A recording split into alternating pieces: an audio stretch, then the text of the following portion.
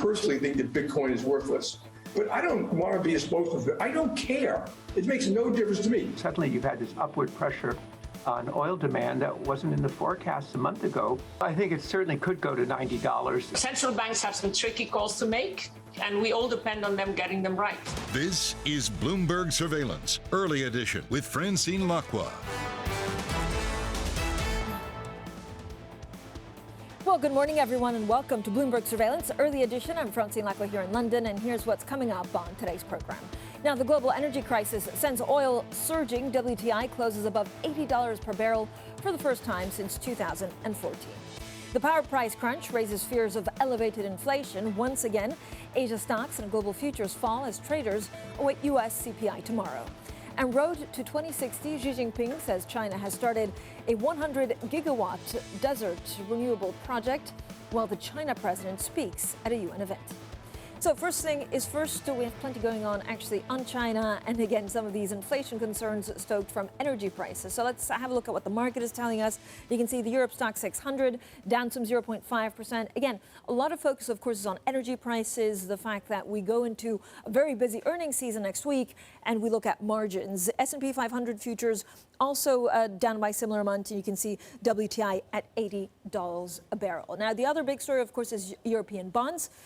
We had that record bidding, the EU surpassing actually France and the UK in terms of what they want for how much money they want to raise. Because of green bonds, they wanted 12 billion, they got 120 billion instead. Now, if you look at the individual indices, you can see the UK, very commodity rich, down some 0.7%, but really it's a similar loss for a lot of these equities across countries. You can see the DAX, the CAC 40 down some 0.7%. So the surge in energy prices is stoking inflation fears for markets. Shortages of natural gas and coal have boosted demand for alternative power generation, with WTI oil holding above $80 a barrel. Well, that could just be the start. The IHS Vice Chair, Daniel Yergin, sees $90 oil ahead. Well, I think it certainly could go to $90. It's what's happened is that in addition to everything else that's happening, people around the world, particularly in Europe and in China, are switching from some natural gas to switching to oil. And so suddenly you've had this upward pressure on oil demand that wasn't in the forecast a month ago. About oil being above 100, it depends also on the hoarding behavior. If around the world right now there is a scarcity or perception of scarcity, everybody may be trying to hoard oil, natural gas, or coal in ways that then push the price much higher than the current level as well. You do see a risk of oil above $100? In what time frame, briefly? Yeah. Well, in the next few months. Well, joining us now to discuss all of this is Helen Robertson, our energy and commodities editor in London. So, Helen, great to have you and here in the studio. Hi. How long could these price pressures actually last for? Well, in terms of oil, what we're seeing essentially is a rapidly tightening market ahead of winter in the Northern Hemisphere. And there are two main things that are driving that. That's OPEC Plus's decision to only gradually increase supplies and return them to the market. And it's also because of the global energy crunch. As we know, there are shortages of natural gas and coal, both here and in China. And what that's doing is it's boosting demand for oil products. So things like diesel, for example, are being used. So what that's doing is it's boosting demand for those products, and then that in turn is pushing up those prices. So we could see 90, we could see 100, I guess, at this point. Is there anything that could provide some kind of relief? Increased supplies from OPEC Plus, but the meeting, as we know, was just last week, their latest one. They decided to stay the course, to stick with their plan of gradual increases to supply. So we did hear from Daniel Yergin, I think yesterday, that he expects that there may be some form of political intervention from the US, quite possibly, that the US might ramp up pressure on OPEC Plus to increase supplies. Whether they will do that or not, I think will entirely depend on the sort of price levels that they need and how they feel the rebalancing process is going. So, Helen, at the same time, we heard, Xi Jinping basically said, guys, by any means, try and get some supply out there, which also means firing up the coal plants. They were, of course, hit by some flooding. they're going to be back open. Does that help the energy situation? I think it certainly will, but obviously, as we know, in China particularly, there is a really acute shortage of all these fuels. Just heard Javier Blas, our chief energy correspondent, just tweeted just a few moments ago that essentially China is now looking at funding studies, basically, to reassess sort of its sort of emissions policies, basically, and that's a direct response to the acute energy shortages that it's seeing at the moment. So as we know, it's coal plants in a key producing region. A lot of them have been knocked offline by flooding, which has obviously exacerbated the situation. Some of them have come back, but it's certainly nowhere near the level that's needed. Helen, thanks so much. Helen Robertson, there, our energy and commodities editor. Now we're joined by Ann-Katrin Petersen, investment strategist at Allianz Global Investors. Ann-Katrin, I have many questions, of course, on the price of oil, the price of gas, but overall, how concerned are you about the earnings season and the squeeze this could have on margins?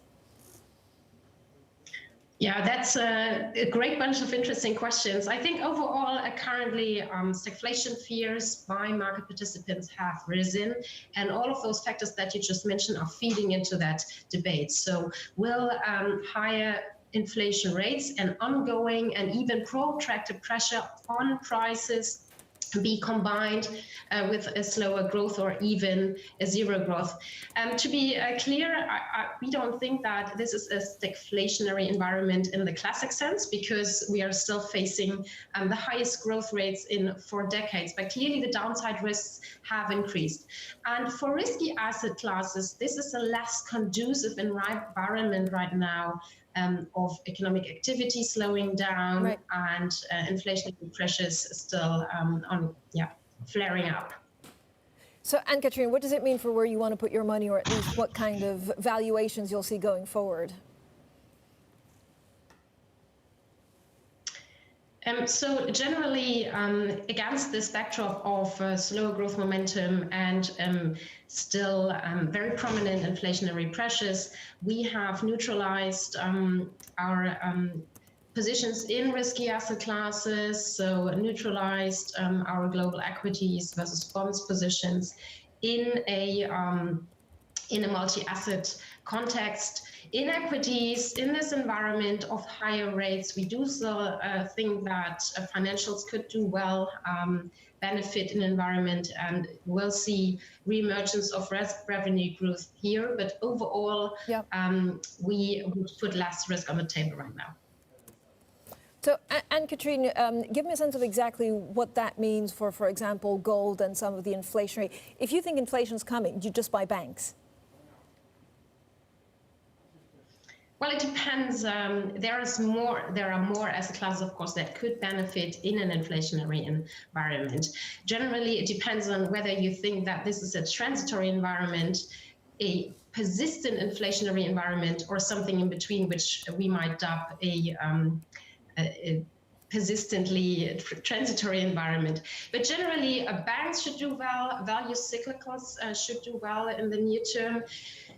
If we are talking about an environment where inflation risks are such that we will face even a double-digit inflation, which is not the base case right now, but risks are rising, then the best hedge, at least in the past, have been commodities. So, Ann-Katrin, what does it mean? So, I don't know whether you need to look at forecasts and actually thinking of a price of oil, or how do you see that dynamic going? Like, what's the one thing that you have to get right in this kind of environment? Well, there are plenty of things to be monitored in this environment. Also, beyond the price of oil, it's because inflationary risks are not just stemming from the uptick in oil, but also other energy prices, such as gas, which has been discussed already. So what we would watch in terms of oil is, of course, the further decisions by OPEC, but also the demand side. So will demand be still very buoyant as it is right now, or will we see some fading demand here? Ann-Katrin, give me a sense of actually what you think is too overvalued right now. Is there something that just looks too expensive that you want to get out of? Well, many asset classes do look ambitious at the current juncture. This is why we will very closely watch the beginning earnings seasons for the third quarter. In equity land, for example, and this is not a new phenomenon, of course, US equities do look more expensive than Eurozone equities and also particularly UK stocks.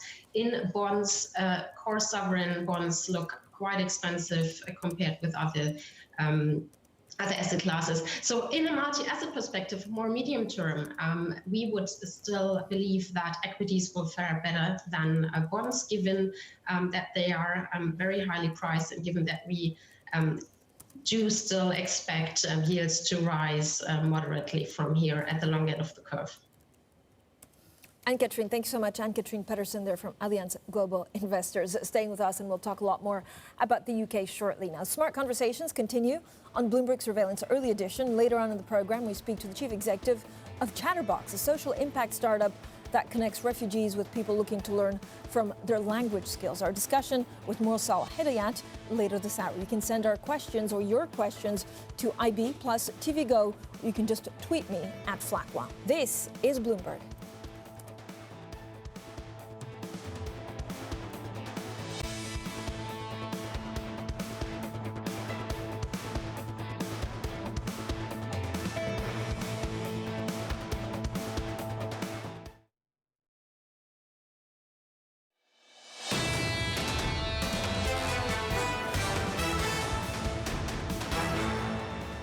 Do we really think what we're seeing now is going to move the dial on the medium-term inflation outlook? And in fact, I don't think that that's obvious. I think there's a transitory component. I think there's a permanent component. And you see it with wages and commodities and all the things like that. So, yeah, you're probably at an inflection point. And I'm on the camp of those who believe that those are in the main transitory. I think that central banks will be able to get through them without having to depart, very significantly from the plans that they have. As the central banks taper, rates will go up. It's not terrible as long as inflation, isn't out of control. There's a lot of debt out there, and movements in interest rates will have a big impact. Central banks have some tricky calls to make, and we all depend on them getting them right. Well, inflation concerns topping the agenda at the IIF annual membership meeting as central bankers face up to rising price pressures. Ann-Katrin Petersen from Allianz Global Investors is still with us. Ann-Katrin, we're talking a little bit about some of the pitfalls and the energy prices, but is inflation transitory, or do you believe that actually it could be much more sticky, and so we will see maybe a market correction if they don't start pricing it in more robustly? Thanks, Francine. That's a very important question. Well, to be honest, I'm not in the fully just transitory inflation camp. There are, of course, a couple of factors currently that lead to the spike in inflation, but we have to keep medium-term rising risks of inflation in mind as well. These are based on a couple of factors, again, excessive monetary growth, a change in central bank's reaction function, such as the Fed's average inflation targeting. Demographics play a role, a slower globalization and rising protectionism on a national level will also add to increasing costs, and there are many more to watch. And markets right now, and also central banks, seem to slowly but increasingly realize that there is more than just transitory factors that feed into the current inflation debate. Yeah. And Katrin, this goes back to the million-dollar question. Do value stocks finally outperform growth stocks? And this is something that we've been speaking about for months, if not years. Is now the time? Yeah, so actually value stocks have fared relatively well, but compared with growth stocks, they didn't deliver the outperformance that some had hoped for. I think what we will need for value stocks to perform and outperform growth stocks is an environment not just of rising rates, but also of rising inflation, but rather well-behaved inflation going forward. And currently, the value cyclical stocks, so this combination should do well, and let's see how the macroeconomic backdrop evolves going forward. What does it mean, Ann-Katrin, for example, how you view UK assets? So, they were meant to be one of the best performing assets. Now a lot of questions about energy, about maybe the consequences of Brexit. And of course, then there's the BOE, who could be the first one by quite a mile, the first one to hike interest rates.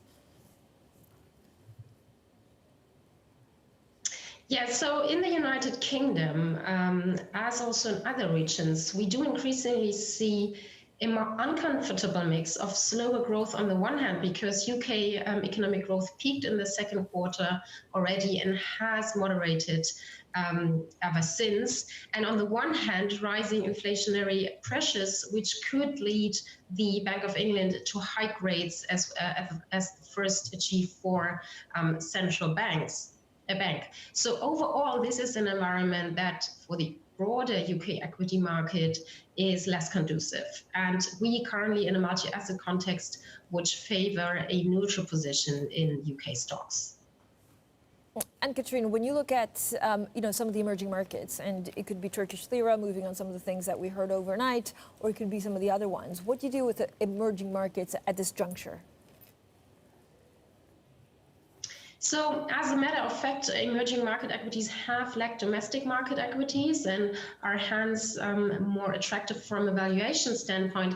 But we have to keep a couple of factors and headwinds in mind related to the pandemic, which is still a challenge for some of the emerging markets, but also related to the normalization of the United States Federal Reserve, which will likely go hand in hand with rising real yields, which in the past have increased the vulnerability of emerging markets assets. Ann-Katrin, thank you so much for joining us today. Ann-Katrin Petersen, they're investment strategist at Allianz Global Investors. Now, we're also getting some live pictures of Emmanuel Macron over in Paris, I believe. His team unveiling the 2030 investment plan. So we'll have plenty more, of course, on that. We'll also look ahead to the presidential election of France. We'll be live in Paris shortly. This is Bloomberg.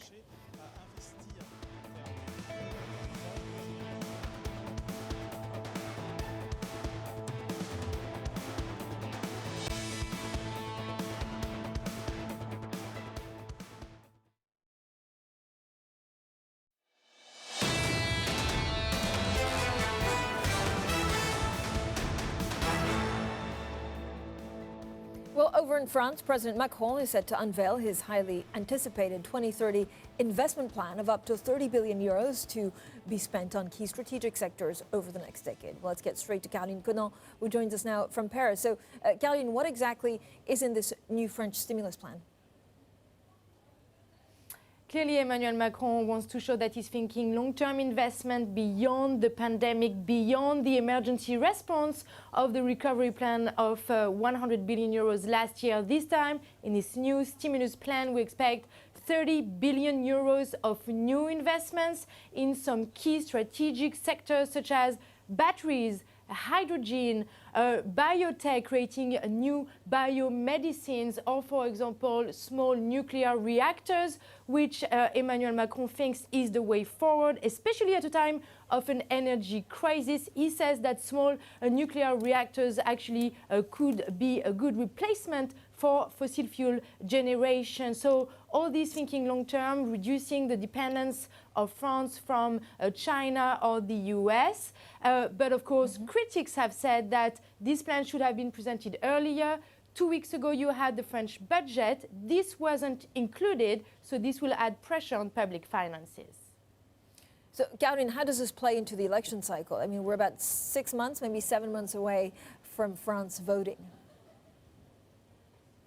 We are 6 months away, and clearly Emmanuel Macron is thinking about the elections with this plan, because last time in 2017, he actually struggled to win some votes in some former industrial heartlands, such as the north of France, where the far right wing, for example, of Marine Le Pen was very present. But we're also witnessing a new media phenomenon in the person of Éric Zemmour, this far right wing columnist who's very present in the media. He's got a lot of airtime at the moment with his new book saying France hasn't said its last word. where he has very controversial positions about immigration, saying, for example, that France could become an Islamic republic if nothing is done. Clearly, this anti-immigration, anti-gay, and also opposed to the feminist ideology, this resonates into some low-income French electorate, but also some very conservative bourgeoisie in France. So Éric Zemmour is the person to watch, and that goes in pair with the decline of Marine Le Pen in the polls. Caroline, thank you so much. Caroline Conal there live from Paris. Now let's get straight to the Bloomberg First Word News. Here's Leanne Gerrans. Hi, Leanne. Hi, Francine. A parliamentary inquiry has found the UK government made serious mistakes in its early handling of the COVID pandemic. The sharply critical report says many lives would have been saved if a full lockdown had been imposed more quickly. It said the country adopted a fatalistic approach to COVID early last year and failed to learn from East Asian countries that halted the spread using swift lockdowns and mass testing. The IMF board has decided to keep Kristalina Georgieva as managing director, reaffirming full confidence in her leadership. The lender had been examining allegations of improper actions during her first time working at the World Bank. This is Bloomberg. I'm Leanne Gerrans.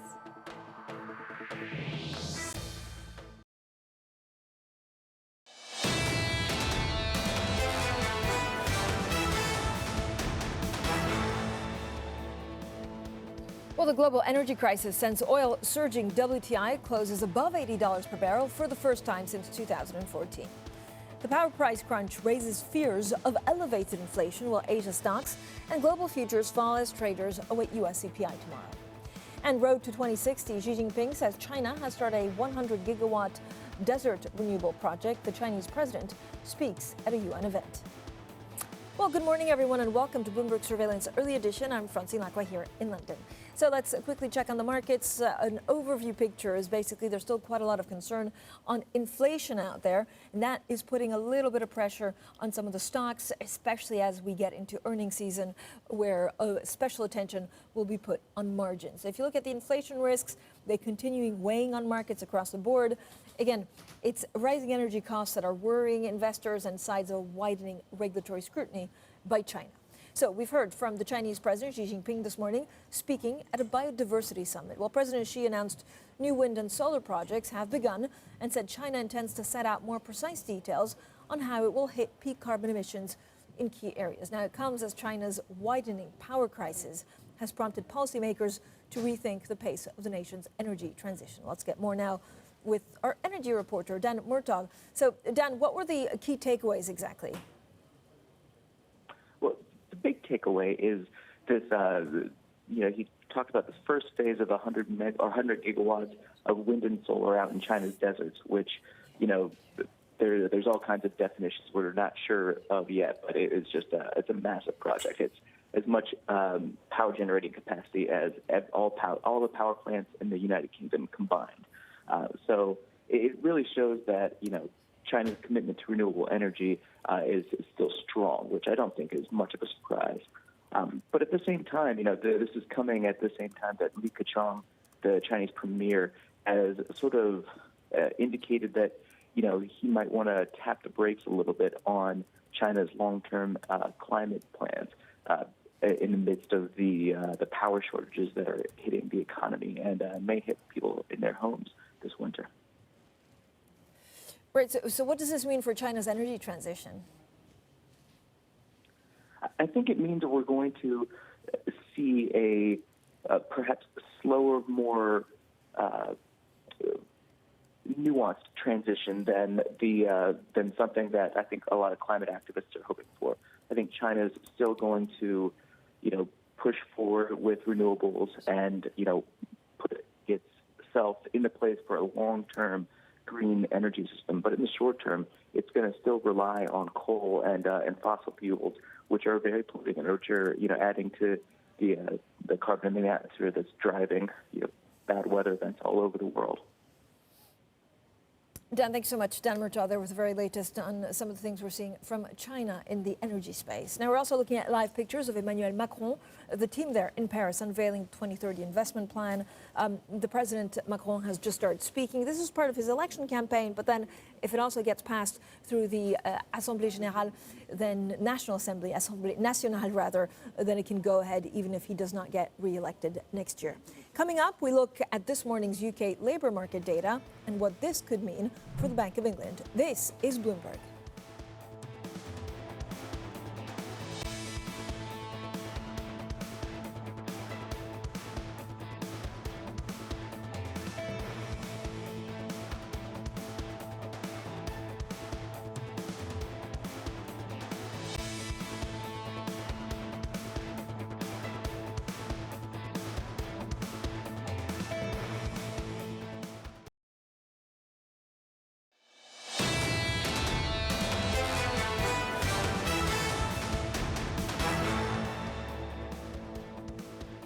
Economics, finance, politics. This is Bloomberg Surveillance Early Edition. I'm Francine Lacqua here in London.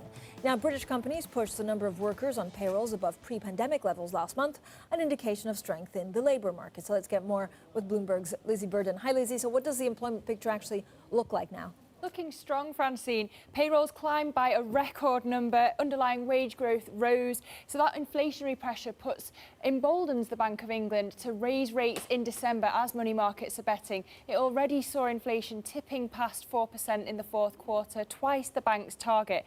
Now, the risk was that the bank would choke off the recovery if there was a post-furlough spike in unemployment. But today's numbers don't suggest that that's on the cards. Unemployment ticked down from 4.6% to 4.5%. Now, you could ask what will happen to the million or so workers who were the last left on furlough at the end of the scheme, but the numbers today suggest that many of them will actually be absorbed into jobs. We won't get the October print for the unemployment numbers until December the 14th, so right before the Bank of England's December decision. But all the numbers that we're getting so far build the case for that December rate hike. The October print in December likely to just rubber stamp the decision. Lizzie, thanks so much. Lizzie Burden there with the very latest on that UK jobs report. Now let's get straight to your Bloomberg Business Flash. Here's Leanne Gerrans. Hi, Leanne. Hi, Francine.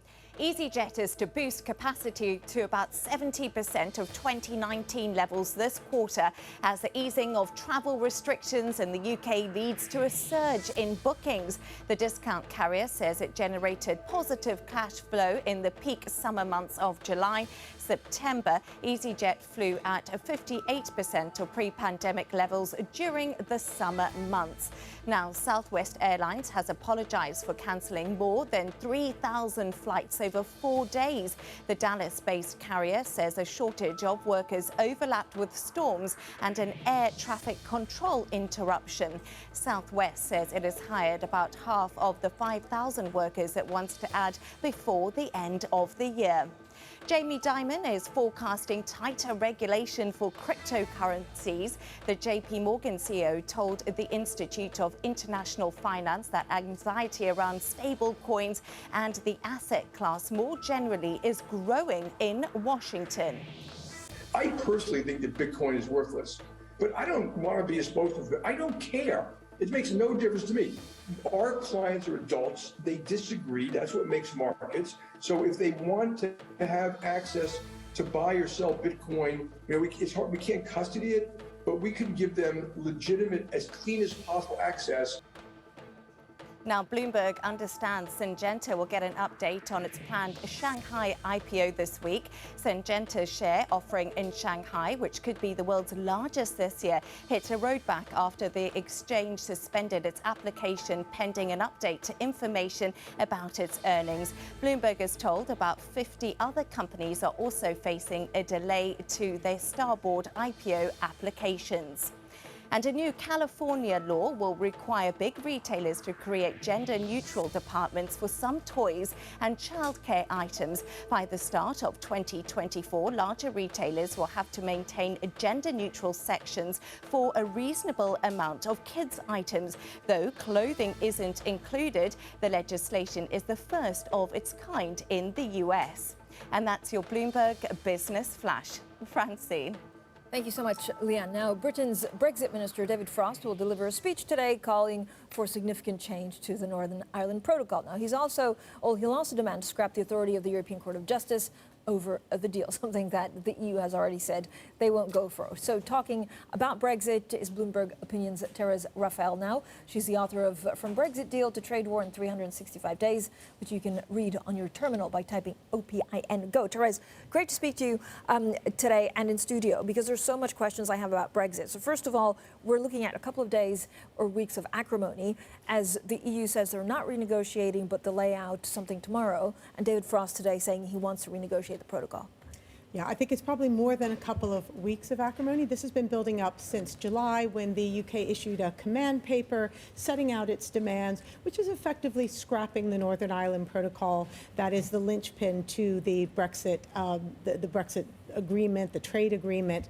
What happens now is the EU puts forward its proposals, and the mood music running up to that is the UK pretty much preparing to say not good enough. And then we'll have a period of negotiations, which may include the UK triggering Article 16 of the Northern Ireland Protocol, which allows them to suspend part of that. Now, I don't expect that we're going to get a lot of resolution here before the COP26 summit. I don't think the government really wants a big battle on its hands going into that big summit. So we'd expect that some of the real nitty-gritty of these negotiations is going to happen after that.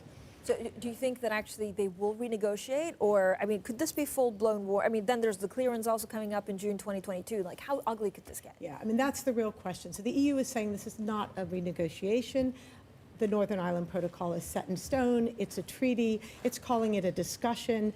I mean, you can call it what you will, but the question is really, if the UK is prepared to just scrap the whole thing, what happens next? And that's where we get into these discussions of a trade war. What is a trade war, really? What would it look like? Does it mean setting aside the entire trade cooperation agreement, the Brexit deal, and beginning really a tit-for-tat tariff war? The EU is very, has a lot of tools in its box if it wants to do that.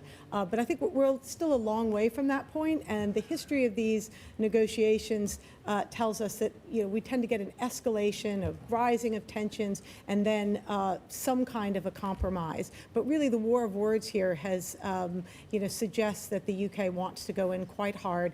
And the main question is, what do they do about the European Court of Justice? Right. Which the EU has said they won't back down on. Thank you so much, Therese Raphael there from Bloomberg Opinion. Now, coming up, we speak to the chief executive of Chatterbox, a social impact startup that connects refugees with people looking to learn from their language skills. Our discussion with Mursal Hedayat, that's coming up shortly, and this is Bloomberg.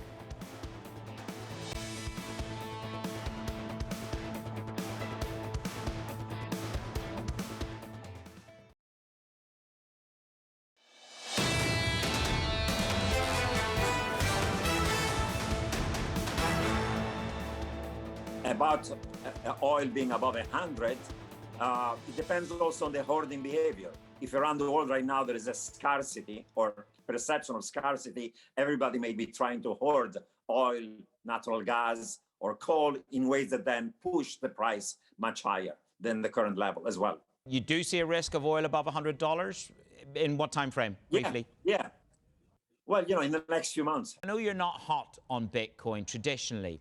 At any margin, do you agree that Bitcoin can be a hedge against inflation rather than gold? No, I don't agree on that, because the price of Bitcoin has gone up by, I don't know how many 100 percentage points this year alone, while inflation expectations have gone higher, but only marginally. So I don't explain the rise in Bitcoin prices as driven by fear of high inflation. I worry about inflation, but the number of inflation are not such to justify that rise in Bitcoin prices.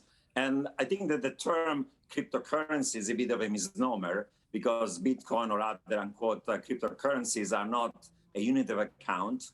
They're not a scalable means of payment. They're not a stable store of value over goods or over wealth. They're not even a single numeraire. So calling them currency is a misnomer. Some people say they're an asset, but typically an asset gives you some source of income and cash flow. Stocks give you dividend, bonds give you a coupon, loans give you some interest.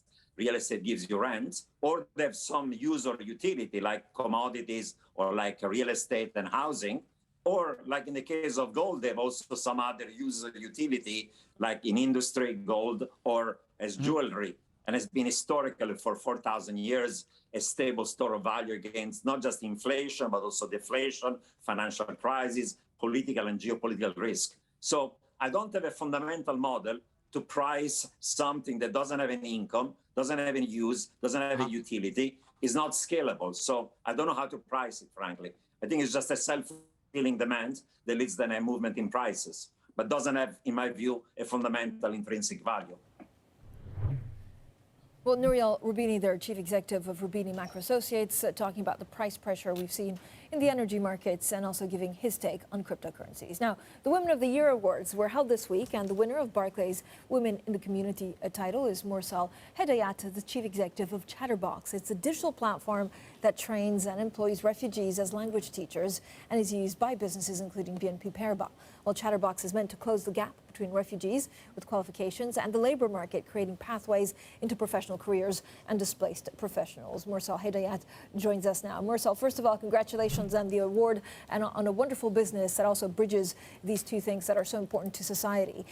How big can Chatterbox be? What kind of uptake and support have you been getting from companies and businesses? Well, at Chatterbox, we're reimagining what the job centre should look like and be for particularly people from marginalised communities. When I arrived in the UK at just a few years old, my mum was a civil engineer, having graduated from Kabul University. And in the world's, one of the world's largest economies, the UK, she struggled to find any work through the traditional job centre. So really what Chatterbox is doing is reimagining that state function, using the power of AI and technology. And indeed, we did start out as an organisation geared towards supporting refugees into work via language learning, but the vision is much larger and the need amongst talented people for work is also much more significant. So, Mursal, I don't know whether you actually have employees or whether they're considered freelancers, but how big is Chatterbox right now and how big can it be in 2-3 years? We have about 300 job seekers currently on the platform. Our team is approaching 20 people.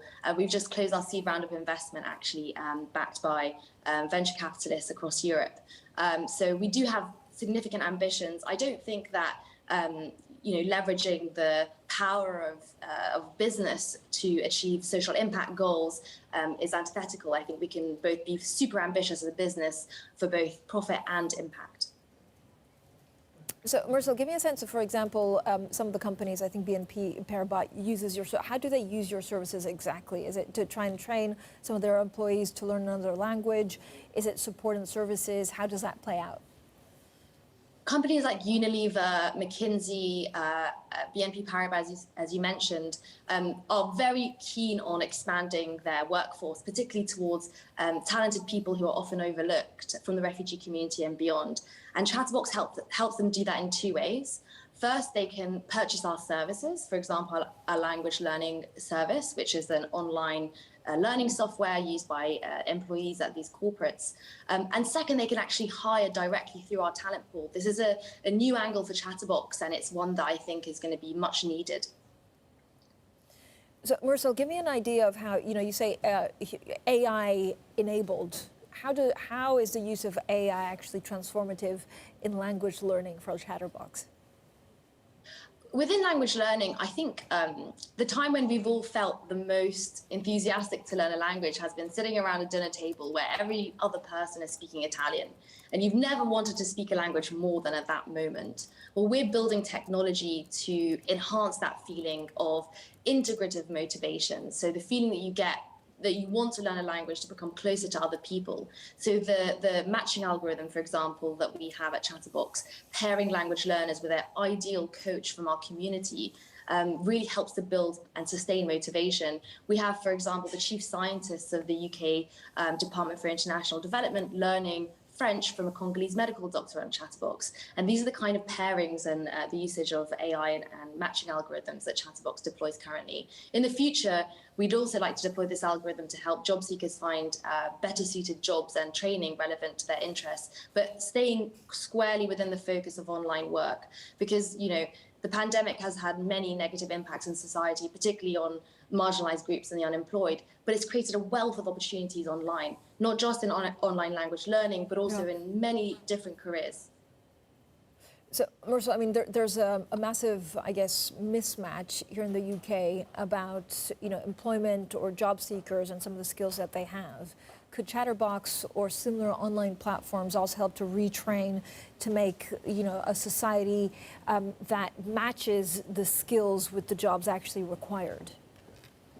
Exactly. I mean, some companies like Salesforce need 3.5 to 4 million Salesforce qualified analysts, salespeople, solutions engineers in the next few years. Where is this talent going to come from? They're not all going to be graduates. Some of them will be adults returning to work, mothers returning to work, refugees returning to work. And Chatterbox wants to be the world's largest community for what we call career relaunchers. Refugees, women, older workers returning to work after career breaks. And we want to direct them towards these very high demand jobs in the online economy, from language learning and beyond. All right, Mursal, thanks so much. Mursal Hedayat, they're co-founder and chief executive of Chatterbox. Now, we'll have plenty more, of course, on that throughout the day. We'll also look at what Emmanuel Macron and his team are unveiling for the 2030 investment plan. Now, the focus, of course, is on certain sectors that he'll want to highlight. Again, Mr. Macron faces a pretty difficult March 2022, March into April, when there's a lot of focus on, of course, what Mr. Macron will do in the presidential election. So we'll look at that, and then we'll look at the markets shortly. Stocks and U.S. futures dipping, inflation risks putting the bubble concerns right at the forefront. So stocks and U.S. equity futures falling today.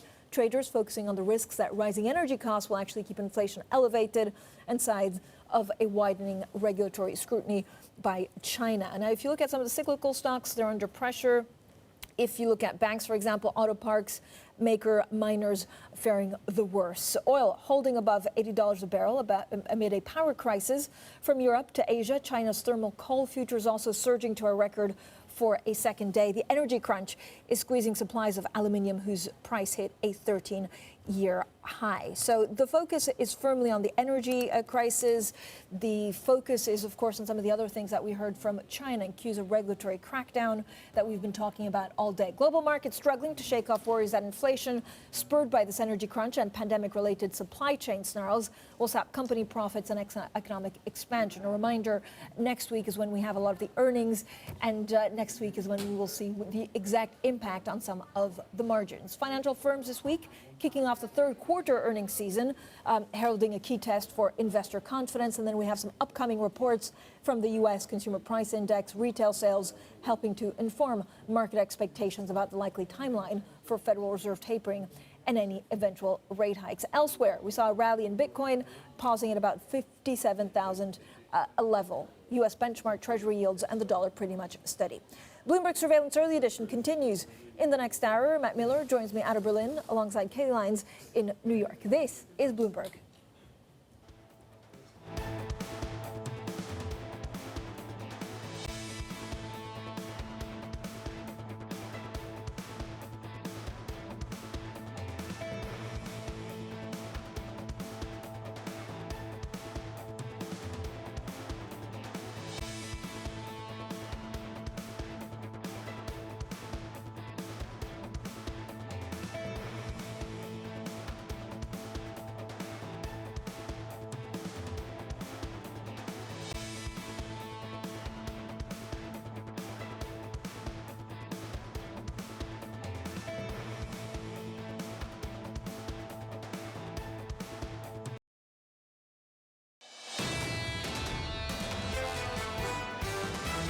So although we do think there's going to be lower returns moving forwards, we're not overly concerned about the downside risk to equities from here. But on a 12-month view, we think bond yields will go higher.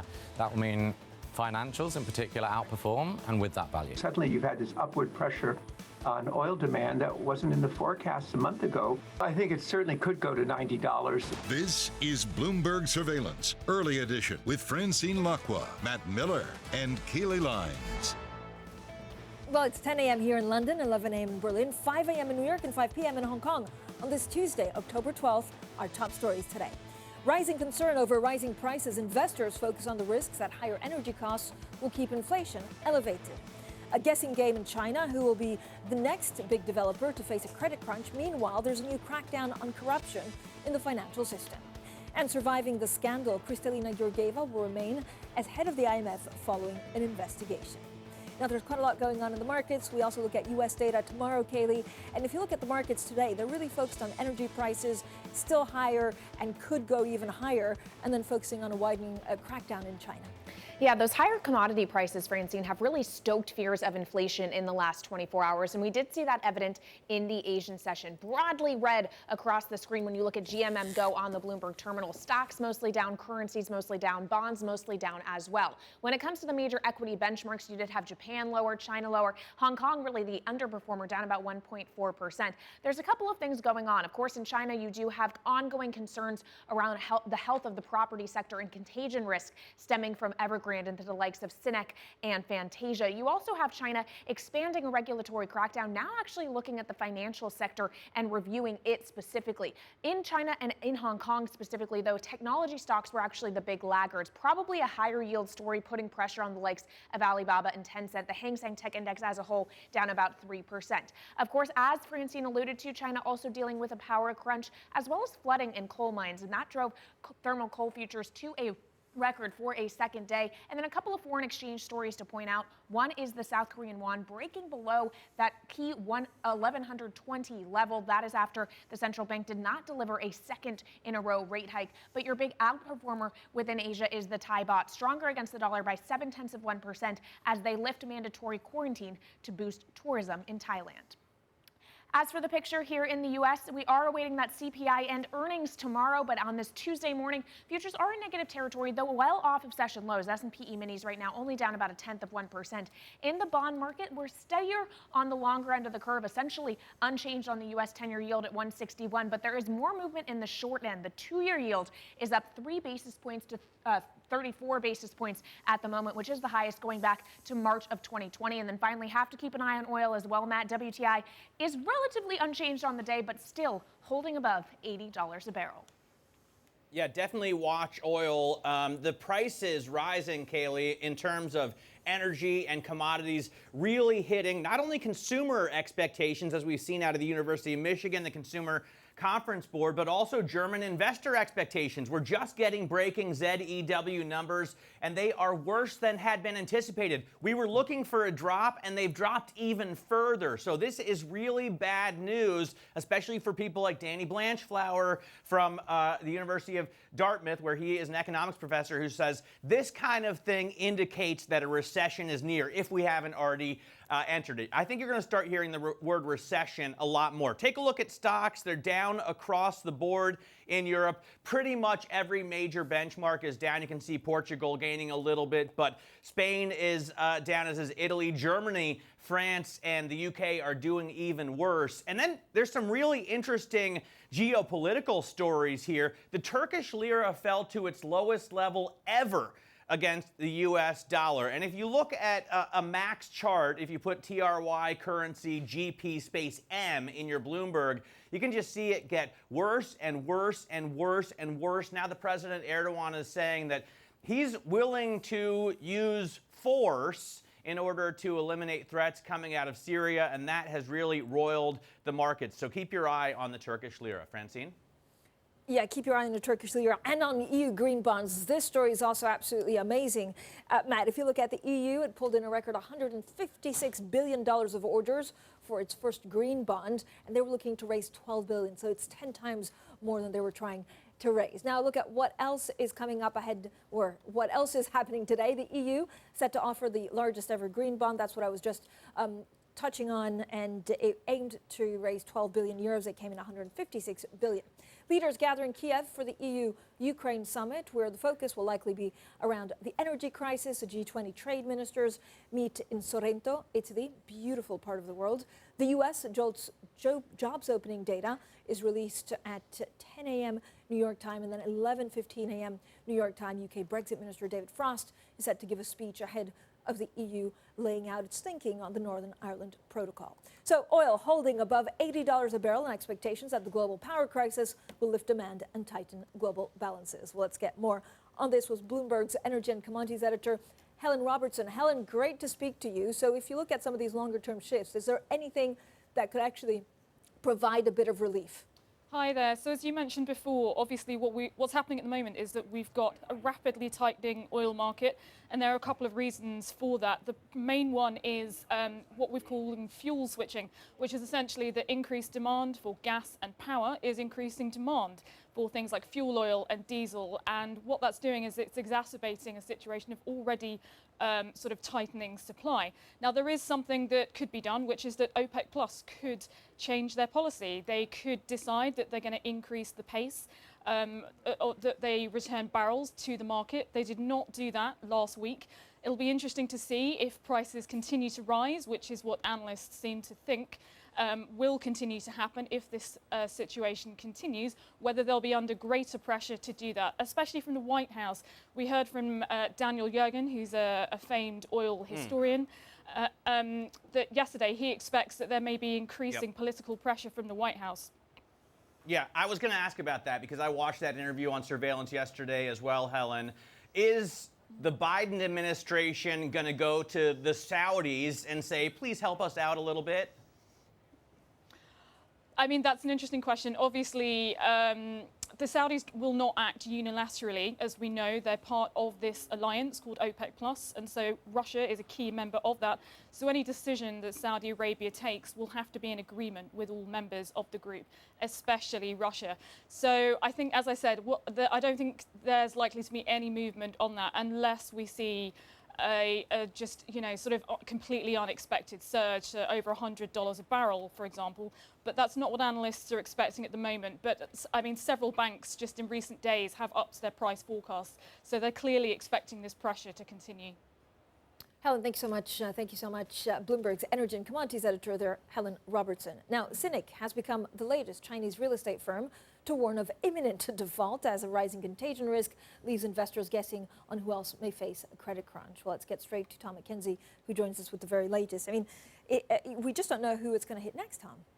We don't. So we've got a long list now. So CINIC, as you say, warning of imminent default. This is on a $250 million bond that's due October the 18th. It follows on from Modern Land and Sinuan, both either saying that they wanted to push back their dollar payments or rework the terms of their payments. And then you had Fantasia Group, was a smaller developer, but they defaulted. That was a surprise last week. Evergrande was due to make some coupon payments yesterday, according to people that Bloomberg's been speaking to. Those payments haven't been made. So Evergrande, again, racking up its missed payments. They have this grace window period. We're watching that very carefully. But as you say, it looks like we're facing now the potential of a wave of defaults amongst China's developers unless China's government relaxes its controls and its curbs on the property sector, which so far it's given no indication of doing. Yeah, it doesn't look like they're going to relax curbs at all. In fact, they're going to inspect the inspectors now. We see headlines saying that they're going to look into the financial regulators, look into the banks, look into the insurers, and do, I guess, a deep-rooted, deep dive to find out what the problem is.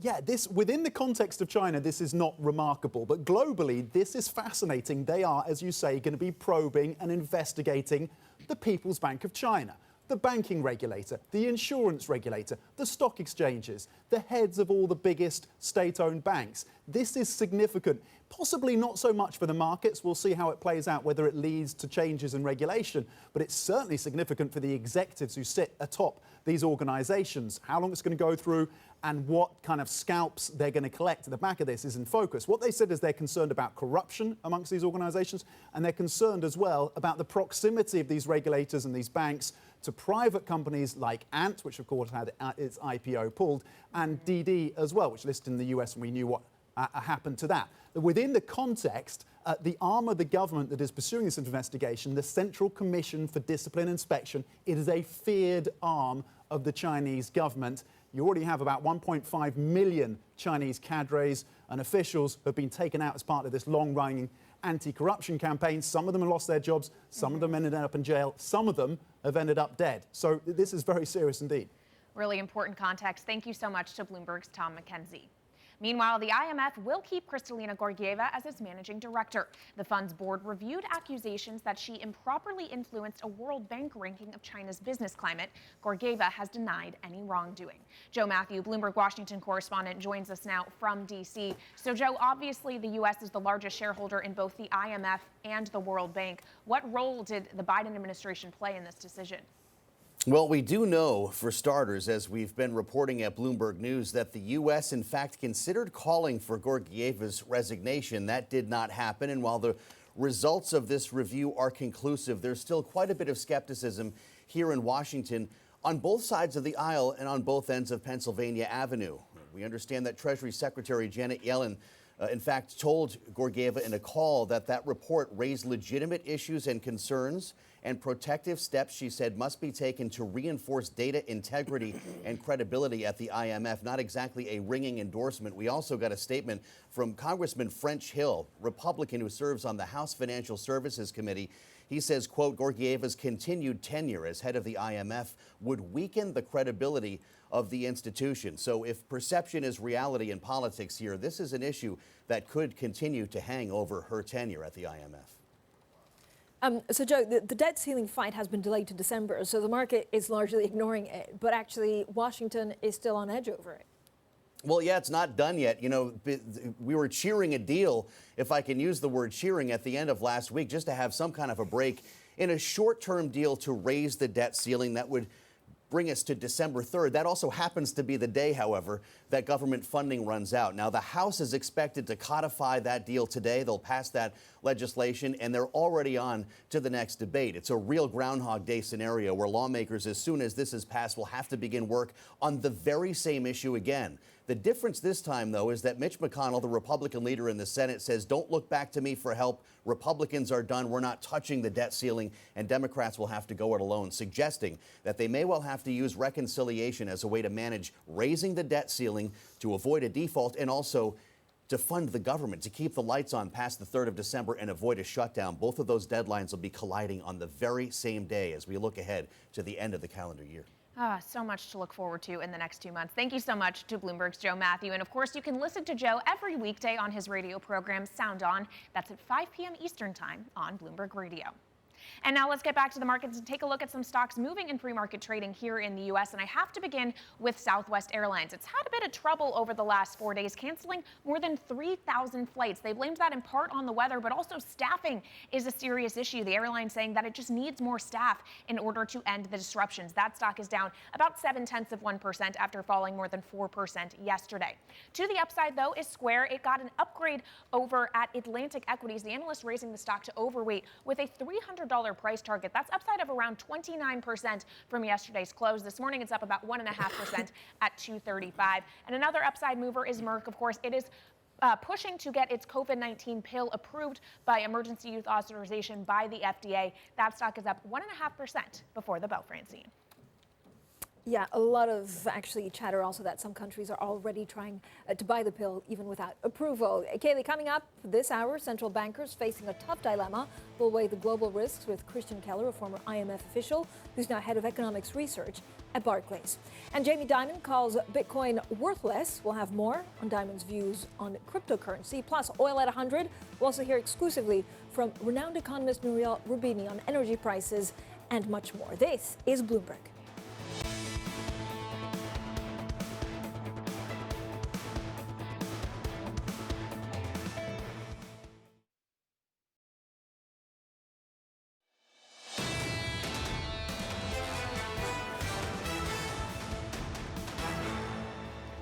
This is Bloomberg Surveillance Early Edition. I'm Kailey Leinz in New York with Francine Lacqua in London and Matt Miller in Berlin. Well, Matt, inflation fear seems to be the name of the game this morning, and you're seeing that in the short end of the U.S. yield curve.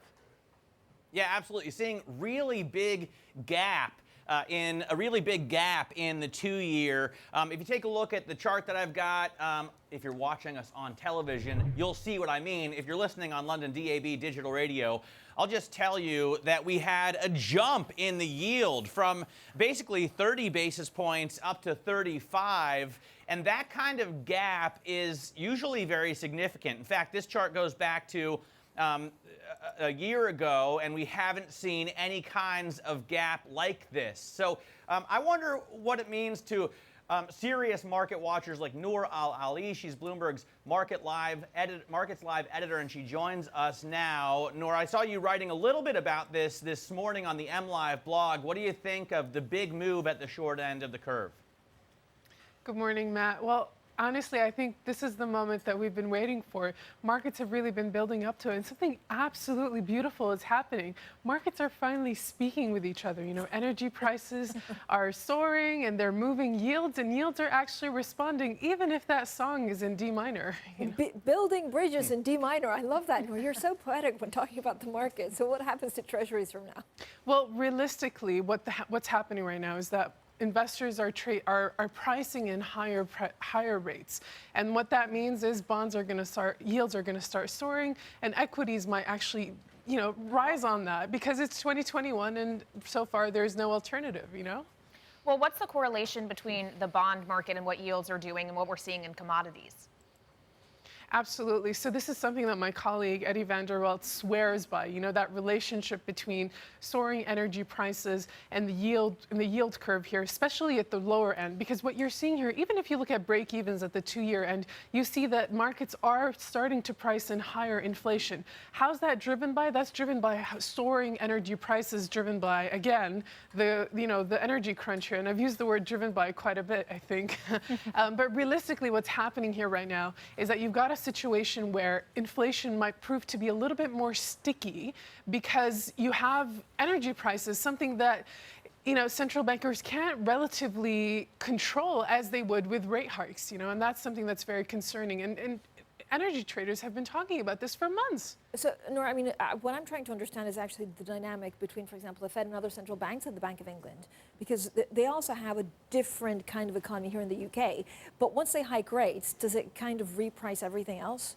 Well, we saw this a couple of weeks ago, or perhaps last month, when the Bank of England said, we're going to be a little bit more hawkish, and gilts, triggered the move in yields across the curve here, across countries, whether in the US and Germany. But here we've got a moment where the Fed said, it could be appropriate for us to taper. The BOE came out a bit more hawkish than you'd expect. Then they kind of pared down these comments. The ECB, though, they're in a corner on their own, and they're saying, look, we might pare these down. It's going to end in March, but look, we've got something else coming up. Don't worry. It's pretty much like Hotel California. Can you actually leave that tapering debate? And I think that's something remains to be seen. Gosh, that reminds me of the Greek finance minister during the height of the Greek crisis. A whole other conversation completely, which I want to have with Nouriel Ali of Bloomberg Markets Live another time. Now, for more market analysis, check out MLIV Go on your Bloomberg terminal. There's great analysis, also some great parallels with D minor music. This is Bloomberg.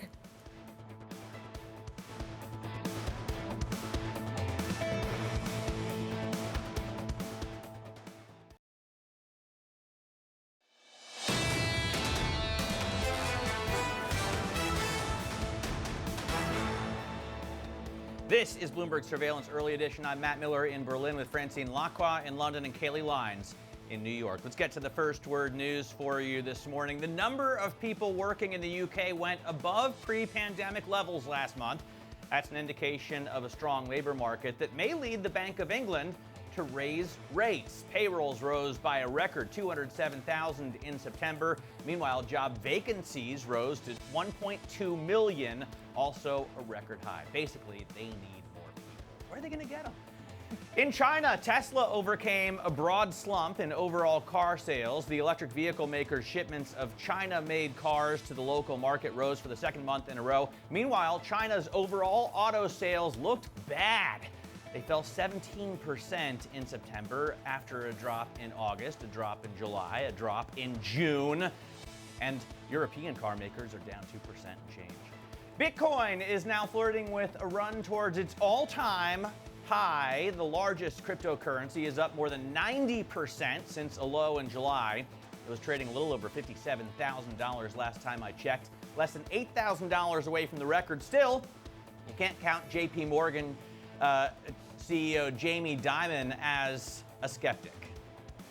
I personally think that Bitcoin is worthless, but I don't want to be a spokesman. I don't care. It makes no difference to me. our clients are adults. They disagree. That's what makes markets. So if they want to have access to buy or sell Bitcoin, it's hard. We can't custody it, but we can give them legitimate, as clean as possible access. Diamond says he expects governments will be regulating all cryptocurrencies sometime in the near future. And I think that's a given, especially with all of the questions behind, for example, Tether and DeFi. Gary Gensler has made it clear there's nothing he's not going to regulate. So I guess cryptocurrencies are going to fall into that basket as well. Yeah, and it started with China as well. They regulated, but if you're a Bitcoin bear, then you just believe in it, or if you're a bull, you believe in it until, it goes to the moon, I guess. It was interesting to hear Jamie Dimon say it's worthless, question its 21 million supply cap, but at the same time, JP Morgan actually quite advanced in offering some of the products. Coming up, Christian Keller, head of economics research at Barclays. Maybe he'll have a thing or two to say about Bitcoin. This is Bloomberg.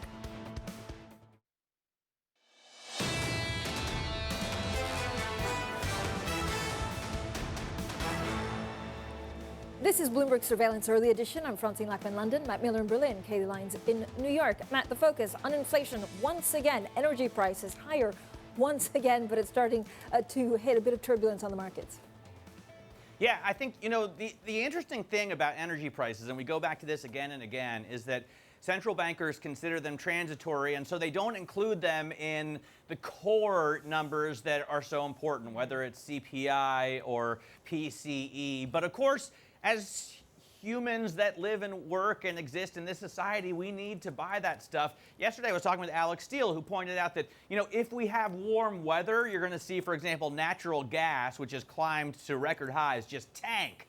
And that's bad for investors. On the other hand, if it gets cold, people are going to be forced to pay so much more to heat their homes. So, it's a double-edged sword here, and I think it's definitely something that the markets are watching very, very closely.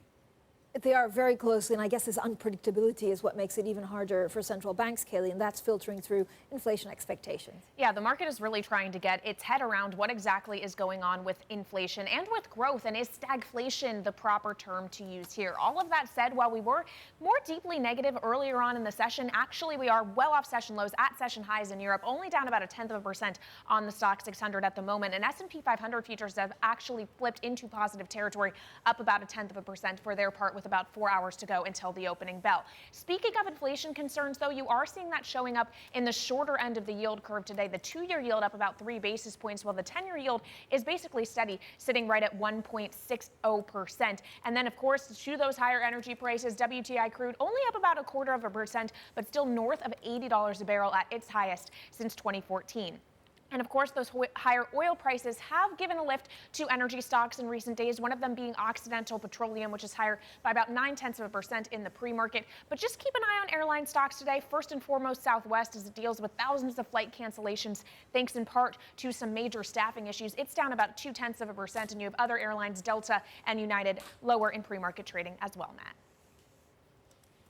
All right, very interesting stuff, and it all figures in, I think, as well, to the inflation concern, which is driving consumer confidence lower and lower and lower. That's what this chart is about, and it's something I was talking about yesterday on my Bloomberg radio program with Danny Blanchflower. Now, he, the famed economist from Dartmouth and former Bank of England member, points out that when you see drops in consumer sentiment like this, like we've seen in the University of Michigan, like we've seen in the Conference Board Index, but also, investor sentiment like we saw this morning in the ZEW survey, that tends to portend a recession for the economy. Now, most economists are saying, hey, we're going to grow 4% and change this year and 3% and change next year, so not really near recession territory. But yesterday I asked him if he was serious about this recession prediction, and Blanchflower said, absolutely, this is what does it. You get these negative feedback loops, and when consumers don't want to spend, you get really demand-constrained problems. Let's bring in Christian Keller right now, head of economics research at Barclays, to get his take on the drop in confidence, both consumer and investor, and what's going to mean for the economy. Christian? I mean, I would be somewhat careful with the historical comparisons. We had so many of them over the past decade. Remember the famous flattening of the yield curve, 10-year, 2-year, 10 years, and there would be recession. It didn't really happen. And this time we have a very extraordinary situation where we have all these supply shocks. We still have, and I think we shouldn't forget that, particularly in the US, it seems to have influenced consumer confidence. We still have a COVID outbreak, the Delta variant, and all these things play a role.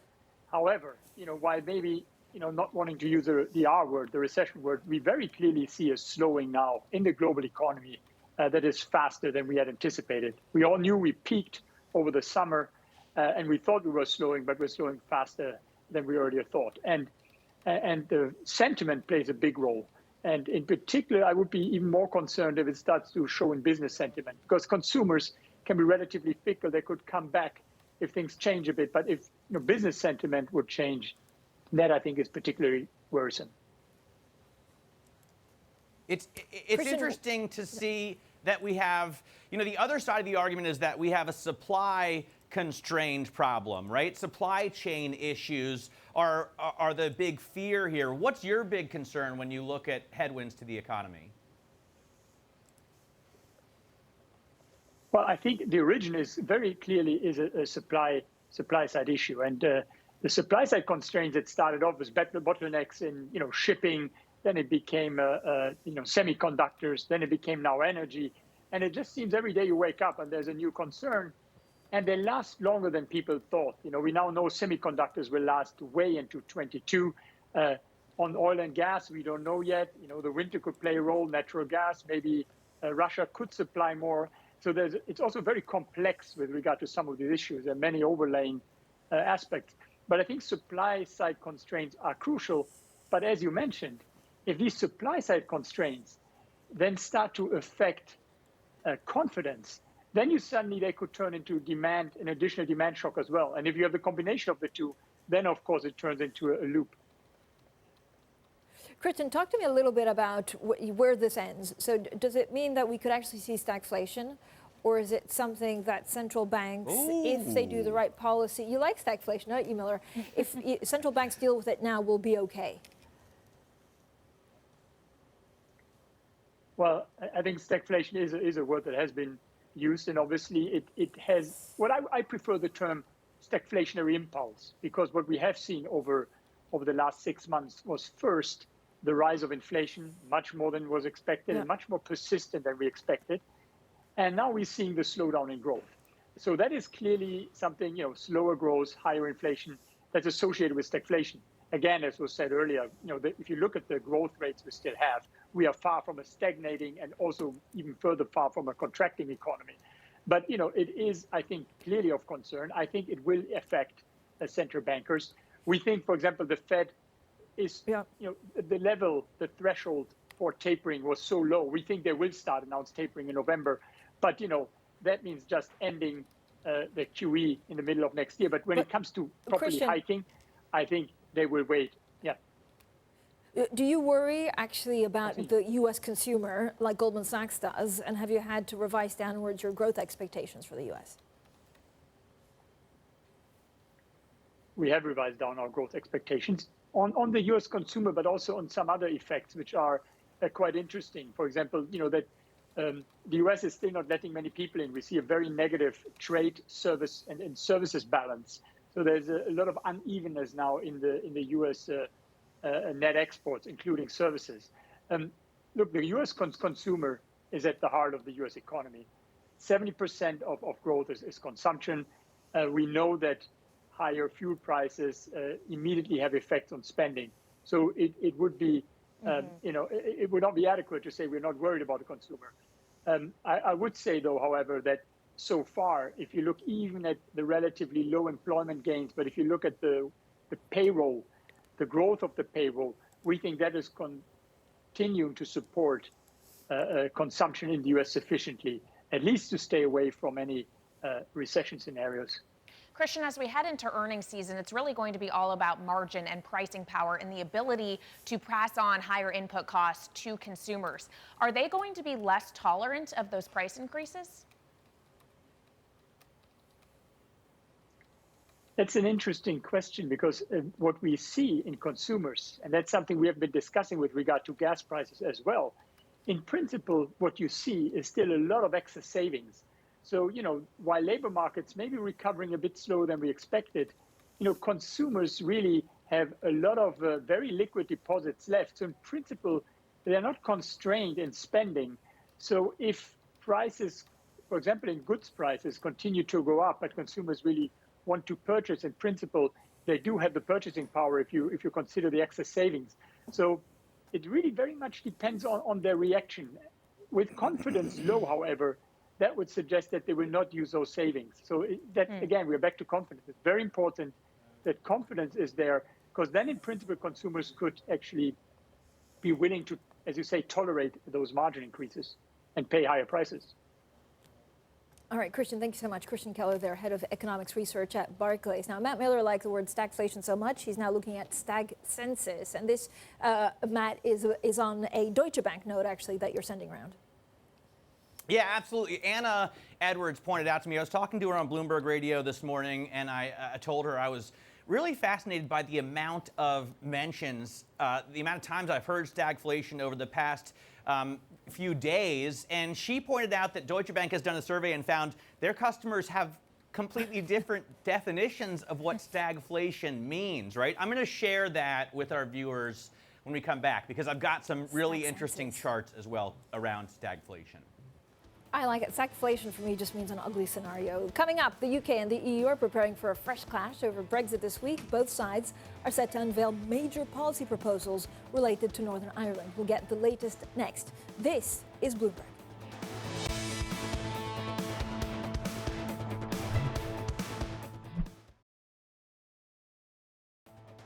This is Bloomberg Surveillance Early Edition. You're looking live at the principal room. Coming up later on today, Geeta Gopinath, IMF chief economist. That's at 10 a.m. in New York and 3 p.m. in London. This is Bloomberg.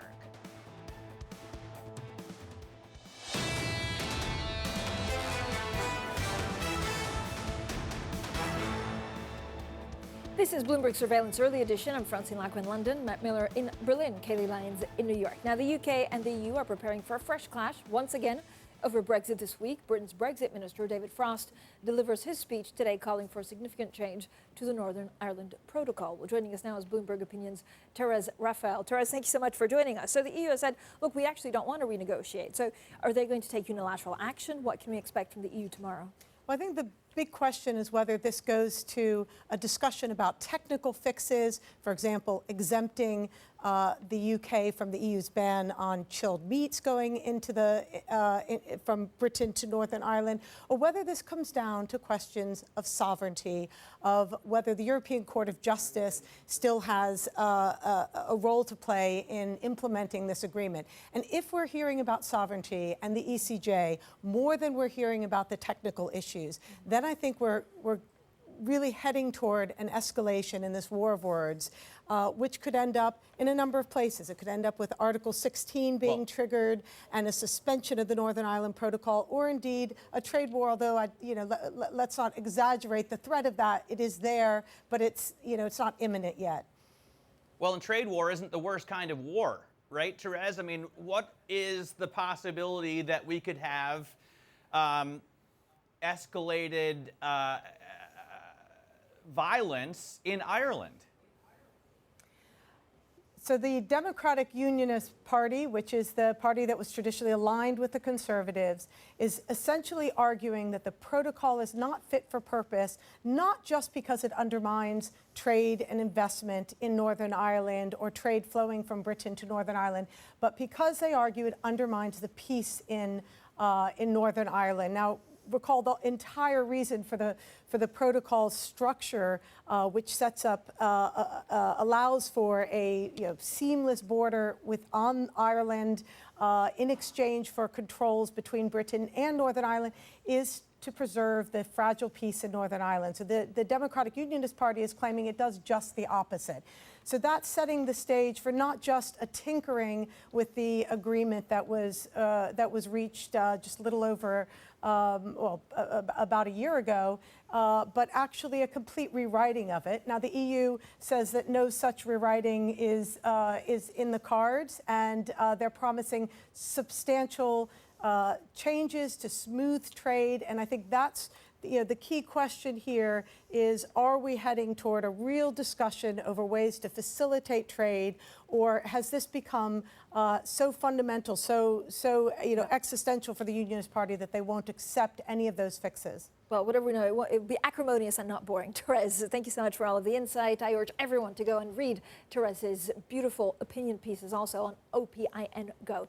Coming up next, oil at $100, while we hear exclusively from a renowned economist, Nouriel Roubini, on energy prices and much more. This is Bloomberg.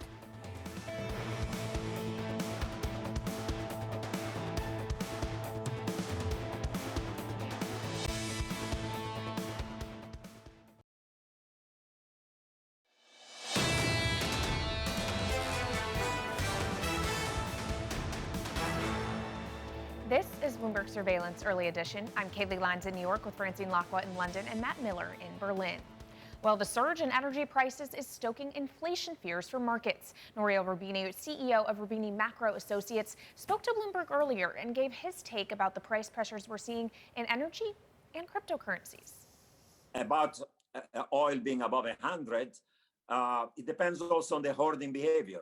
If around the world right now there is a scarcity or perception of scarcity, everybody may be trying to hoard oil, natural gas, or coal in ways that then push the price much higher than the current level as well. You do see a risk of oil above $100? In what time frame, briefly? Yeah. Well, in the next few months. I know you're not hot on Bitcoin traditionally. At any margin, do you agree that Bitcoin can be a hedge against inflation rather than gold? No, I don't agree on that, because the price of Bitcoin has gone up by, I don't know how many 100 percentage points this year alone, while inflation expectations have gone higher, but only marginally. So I don't explain the rise in Bitcoin prices as driven by fear of high inflation. I worry about inflation, but the number of inflation are not such to justify that rise in Bitcoin prices. And I think that the term cryptocurrency is a bit of a misnomer, because Bitcoin or other unquote cryptocurrencies are not a unit of account. They're not a scalable means of payment.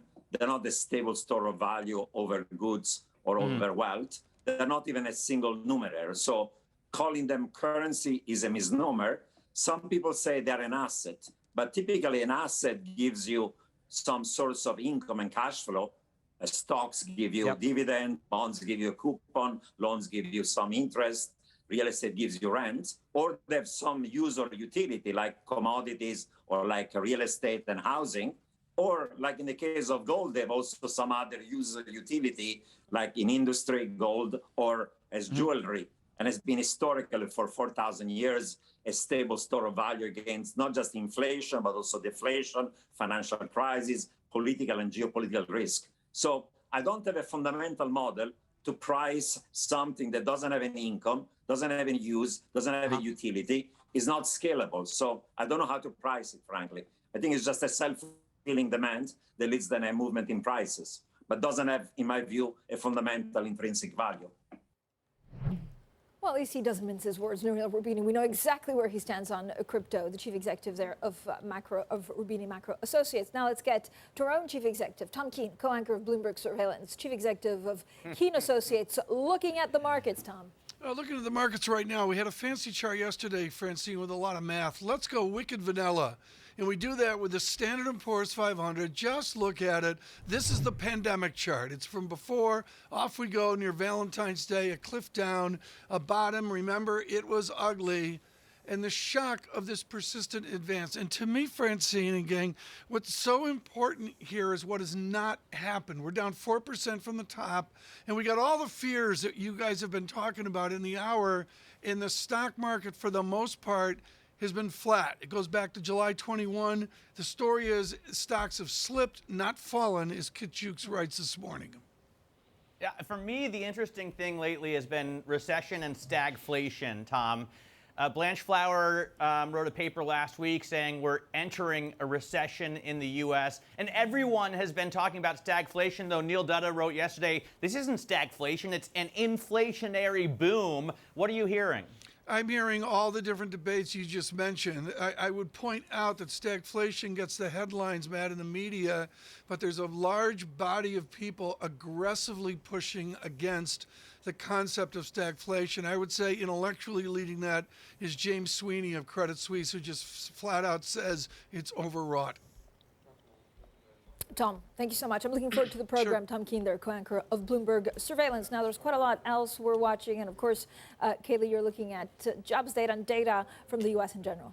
Yeah, first up, NFIB small business optimism data, which will cross in just a few minutes at 6 a.m. Eastern time. What's really going to be interesting is how small businesses are grappling with shortages, not just in terms of materials, but also in terms of labor. Remember, the early data we got last week showed 51% of small firms had jobs last month that they could not fill, and 30% of them were looking to raise wages as a result. And in that same vein, we get JOLTS data at 10 a.m. Eastern time. That will give us more detail on the number of job openings in this U.S. economy. It's expected to be even further north of 10 million, and it really speaks to the mysteries of this labor market, Matt Miller. That's a big number. Considering the UK has 1.2 million, if the U.S. is about 9 times that, I think it's really interesting. I'm going to continue to watch the stagflation debate I was just talking about with Tom. I saw a chart on Bloomberg TV earlier showing that searches for the word or uses, mentions of the word stagflation have soared. And then Anna Edwards told me about a Deutsche Bank stag census that she saw. Here is, well, there's the chart of the news trends, and you can get that on the Bloomberg if you type NT, and you can use that function to search for mentions of things, which is really interesting.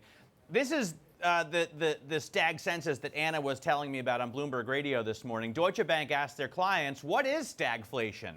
And 43% said growth around 0, but inflation kind of off the charts. 30% said growth below trend and inflation comfortably above target.